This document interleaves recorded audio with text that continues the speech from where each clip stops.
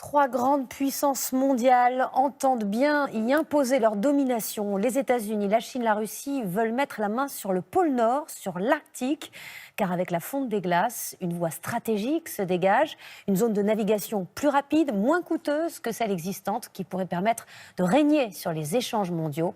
L'enquête de Maryse Burgot, Luc Lacroix et Patrice Hacheret.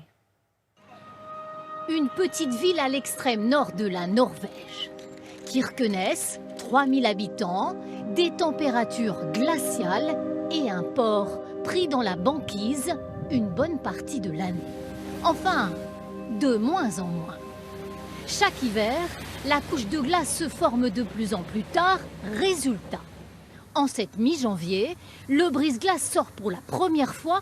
Le dégagement des accès commence seulement maintenant dans la saison. On ne sait pas ce qui se passe, mais les changements climatiques ont beaucoup d'influence.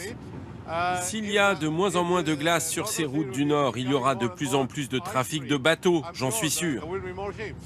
La banquise fond, l'Arctique est de plus en plus accessible. Ce territoire, à l'extrême nord du globe, est donc désormais férocement convoité par trois grandes puissances, la Russie, les États-Unis et la Chine. Il n'y a pas de guerre aujourd'hui en Arctique pour des territoires. En revanche, il y a effectivement des tensions qu'on pourrait qualifier de début de conflit pour justement se positionner, prendre pied en zone arctique. Retour à Kirkenes, parfaite illustration de cette guerre d'influence. Kirkenes, situé sur le parcours de la route de la soie polaire voulue par Pékin, un nouveau chemin vers l'Europe. Le maire, qui reçoit régulièrement des délégations de Chinois, en est survolté.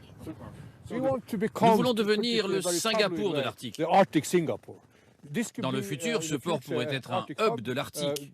On pourrait voir passer des cargos conteneurs venus d'Asie, de Corée du Sud, du Japon, de la Chine. Jusqu'à présent, un cargo partant de Shanghai pour rallier Rotterdam via le canal de Suez passait 45 à 50 jours en mer. Dorénavant, avec le passage du Nord-Est, ce n'est plus que 30 jours. Cet itinéraire bis, rendu possible par la fonte des glaces, aiguise les tensions. Exemple, avec la guerre, des brise-glaces. À gauche, le tout nouveau brise-glace chinois, à droite, un spécimen russe.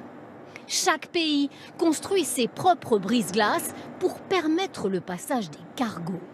Une façon d'asseoir sa suprématie sur l'Arctique. La Chine affiche sa fierté, mais les Russes ont une longueur d'avance. Aujourd'hui, les Russes ont une avance qui est faramineuse par rapport au reste du monde, parce que ça fait déjà près de 100 ans qu'ils construisent leurs compétences en termes de navigation polaire, avec des brise-glaces, avec des capitaines aussi pour conduire ces brise-glaces. Ça ne se fait pas du jour au lendemain. Et la Chine débute. Donc il faut bien comprendre que la Russie est bien loin devant la Chine, mais aussi devant les États-Unis. Les États-Unis qui s'intéressent, eux, surtout aux ressources de l'Arctique. En août dernier, Donald Trump propose carrément d'acheter le Groenland, un territoire qui dépend du Danemark.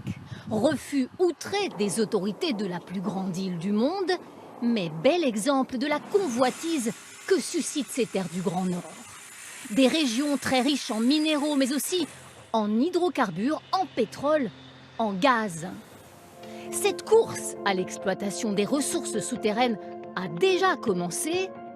Le monde blanc, nouvelle contrée de l'or noir.